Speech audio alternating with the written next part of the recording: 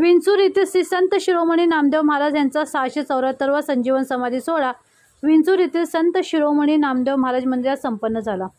नामदेव महाराज मंदिरात 8 दिवस अखंड हरिनाम सप्ताह पार पडला। ह्या दिवशी पहाटे 5 वाजता पूजा, अभिषेक, काकडा आरती, काल्याचे कीर्तन, हबप, सौ संगीता दिदी कदम थोरात, मृदुंगाचार्य धनंजय महाराज कदम, हार्मोनियमची साथ राजेंद्र महाराज थोरात, गायनाचार्य ज्ञानेश्वरी ताई थोरात आणि त्यांचे सहकारी यांचे दणदणीत कीर्तन झाले। नंतर महाप्रसाद वाटप करण्यात आला व संत शिरोमणी नामदेव महाराजांच्या प्रतिमेची रथातून दिंडी संपूर्ण विंचूर गावातून सहवाद्य टाळ मृदुंगाच्या साथीने युवक वर्गापासून आबालवृद्धांसह स्त्री पुरुषांनी विशेष करून महिलांनी अगदी भक्तिमय वातावरणात वाद्याच्या आणि अभंगाच्या तालावर ठेका धरून रिंगण पद्धतीने मनमुराद नाचत आनंद घेतला।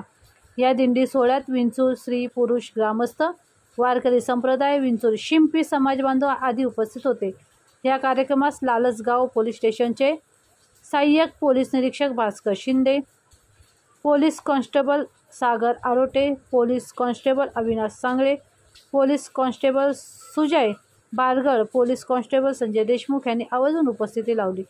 नाशिक येथील लाईफलाईन ब्लड सेंटर ह्यांचे रक्तदान शिबिर ह्यावेळी संपन्न झाले।